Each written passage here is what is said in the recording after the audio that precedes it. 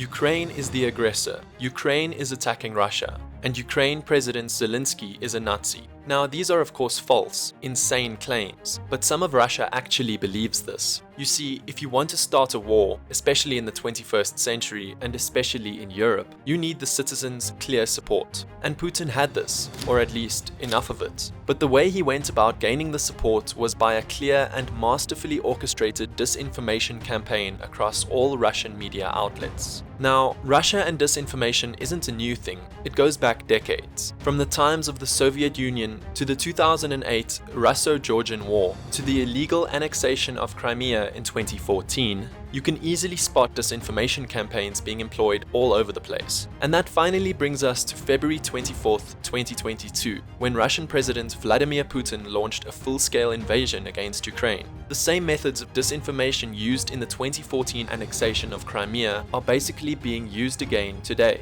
You know, like the genocide claim, for example, with Putin saying the Ukrainians are committing genocide against Russians in the Donbas region. It's simple and always works, because it's primarily aimed at an already receptive audience who's been fed news about how terrible Ukrainians are for years. Except now, it's way more intense. Putin isn't as strong as he's been in the past, economically and politically. His approval rating has been sitting in the low 60s for a few years, when it's usually at least 75%. So there's been an increased focus on the justification of the war. Russia's goal is to create so many different, and sometimes even contradictory, versions of what is happening at the border, so that no one can really differentiate the true from the false anymore. And it's definitely been working. Putin's approval rating has only surged since the invasion of Ukraine, reaching 71%, the highest it's been since May 2018. As for the process of brainwashing Russian citizens, it starts from the Kremlin. They fabricate tons of stories and have high-ranking officials speak about them. Take for instance the leaders of the self-proclaimed People's Republic of Donetsk and Luhansk, Denis Pushilin and Leonid Pasechnik. They are both basically puppets of Moscow. In the days leading up to the invasion, they both urged their citizens to flee in anticipation of a possible Ukrainian attack. This was of course never going to happen. And in fact here you can see that foreign ministers of both Germany and France made a joint statement saying that it's a staged incident and could be misused as a pretext for possible military escalation, which of course was. But it didn't matter. As soon as there was anti-Ukraine propaganda, it was spread throughout all of Russia in various systematic ways, with the most obvious way being television.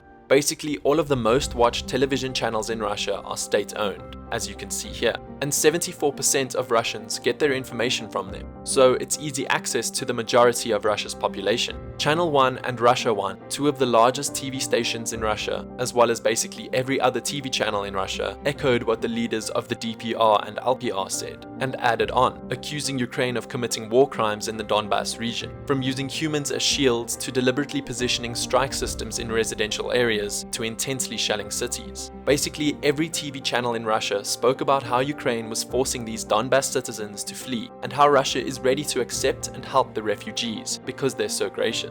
And it's not like any of these TV stations can report anything different, as TV stations are required by the media watchdog Roskomnadzor, also known as the Federal Service for Supervision of Communications, Information Technology, and Mass Media, to follow the official narrative. The newspapers all essentially said the same thing as well, and with them being the second most popular media source in Russia after television, they served as a valuable secondary weapon in getting this message across. Now, of course, this wasn't all Russia said to justify the war. In fact, it was just a piece of the bigger picture. Let me introduce to you Dmitry Kasselioff, a master in propaganda who's been working in the media since the times of the Soviet Union and is known as Putin's mouthpiece. He claimed just days before the invasion that the US's warning about an upcoming Russian invasion of Ukraine actually meant the opposite. That in the next few days, America and Ukraine will be the one to provoke Russia in order to claim that the Donbas and Russia have attacked Ukraine. Now, this is an extremely important tactic of Russian disinformation that actually has multiple dimensions to it. It portrays Russia as the one who will never attack unless to defend itself, as well as sets the global stage as essentially the West versus Russia.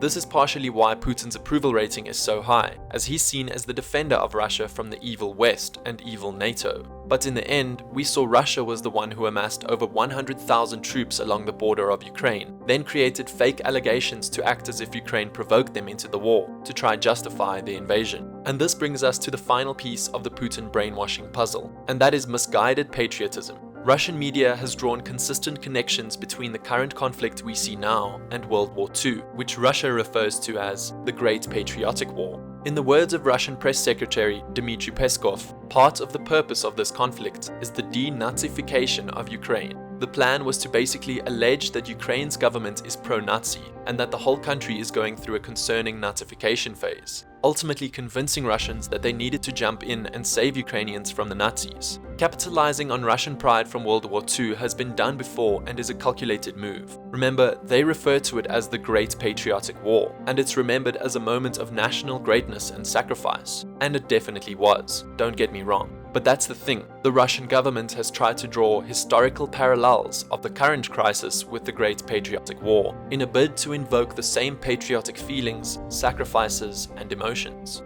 The plan worked, obviously, due to the existence of very small, ultra-nationalist groups gaining traction in Ukraine. And yes, they have used Nazi insignia, made Hitler salutes, and used anti-Semitic rhetoric. But the whole narrative of Ukraine is becoming a breeding ground for Nazis is an exaggeration, since these ultra-nationalist groups had a meager 2% of the votes back in the 2019 election, whereas Zelensky, who won the election, had 73% of the votes. And to be fair, most countries in Europe have, in one way or another, a politically insignificant ultra-nationalist group. Russia has for years highlighted the activity of a marginal group of Ukrainian ultra-nationalists as a way of trying to paint all of Ukraine the same, and the term Ukranazis was even created by propagandists to describe them. What's most notable about this claim, though, is the fact that the Ukrainian president, Volodymyr Zelensky, is a Jew himself. Furthermore, his grandfather and his grandfather's 3 brothers were part of the Soviet Red Army who fought against the Nazis, and only his grandfather survived. Not to mention, he lost many other family members during the war. Now remember, this all came before the invasion.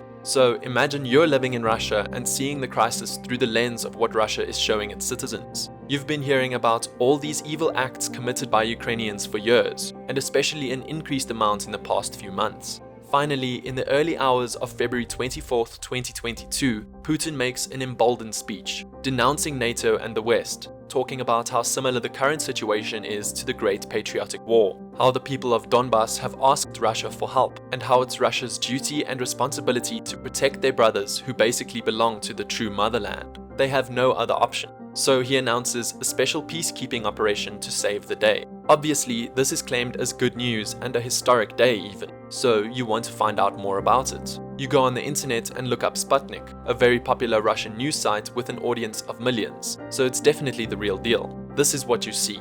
Obviously, to an outsider's view, you know this is an invasion, but in Russian media, the words invasion, offensive, assault, and declaration of war are banned. Instead, it's described as a demilitarization operation targeting military infrastructure, or a special military/peacekeeping operation to defend the people's republics. So that is what you get. And of course, don't forget about the obligatory Ukraine is a country of Nazis post, as that's crucial in reinforcing the cause being important. Nevertheless, that is what you will see if you're in Russia, and it's not just limited to Sputnik. All of the largest Russian sites talk about this, like RT or formerly Russian Today, for example. If you decide to get information from social media, say VKontakte, also known as Russia's Facebook, and is also Russia's most popular social media network, you will find essentially all the same things as on the internet. They're basically state-owned too, after Gazprom, Russia's state-owned energy conglomerate, acquired majority control of it. They've already begun banning independent media producers and acts on orders from the Kremlin. As for what's become of television after the invasion, well, it's basically the same as before, but now there's an increase in cunningly produced talk shows, some of which have been airing extra hours since the war started. They usually talk about how it's necessary to subdue Ukrainian Nazis who kill civilians, how America and the rest of the EU is trying to kill Russia through sanctions and other retributive measures, how great the mission is, and even challenge the notion of an independent Ukraine, saying it's historically a part of Russia. Though, as of recently, these talk shows have become more radical. Speaking on Russia 24, Eduard Basurin, the deputy head of the Donetsk People's Republic militia, spoke about Mariupol being a concentration camp. Then there's Dmitry Kasselioff, the Russian propagandist who anchors News of the Week on Russia 1. He began his show Sunday by saying Kiev would be forced to answer for war crimes and genocide. And he also talked about concentration camps as well as mass executions. But again, this is all calculated. I think the BBC said it best, and I quote, "Russian state television appears to employ techniques of psychological conditioning designed to excite extreme emotions of aggression and hatred in the viewer. But none of this should appear surprising. In 2014, Russian hacker group Shelte Bolte published leaked Kremlin documents telling journalists to justify the Crimean annexation, praise Vladimir Putin's development plans, and depict Ukraine as swarming with fascists. Like I said, everything is just being recycled. So as a Russian viewer, it's hard to see any other sides to the story. And this is what leads me on to my final point about how Putin essentially has brainwashed Russia, Putin's digital iron curtain. Just like the Great Firewall in China, Russia has started to roll out their own version of it. Here's again a list of Russia's top social media networks. As of right now, Russia has banned Instagram and Facebook for extremist activities. Twitter is getting increasingly harder to use and may end up being banned. And YouTube may as well, after Russia's Union of Journalists recently accused YouTube of censorship and called for punishment. Many international news networks from around the world have also pulled out of Russia after Russia passed the new fake news law, making it a major crime to spread what is deemed fake news about their invasion in Ukraine, and could result in a 15-year prison sentence. All of these things combine to create an iron curtain that has truly disconnected Russia from a lot of the world, as well as from each other. On the bright side, we know this can't go on indefinitely. Demand for VPNs in Russia was 2,692% higher on March 14th than it was in the week prior to the invasion, according to Top 10 VPN, a privacy monitoring service. Although the demand has gone down, it's still just about 500% above normal, which is insane. Many Russians are curious to know the other side, and many already do. We've seen anti-war protests all around Russia. We've seen courageous journalists live on Russian television protest the war, like Marina Ovsyannikova, for example. And we've seen people around the world begin to try to penetrate Putin's fierce propaganda bubble, and it can't hold out forever. Although a lot of tactics have been copied from the successful 2014 misinformation campaigns, this time there's been far less success with it, and the brave dissidents of Russia will not go down easily.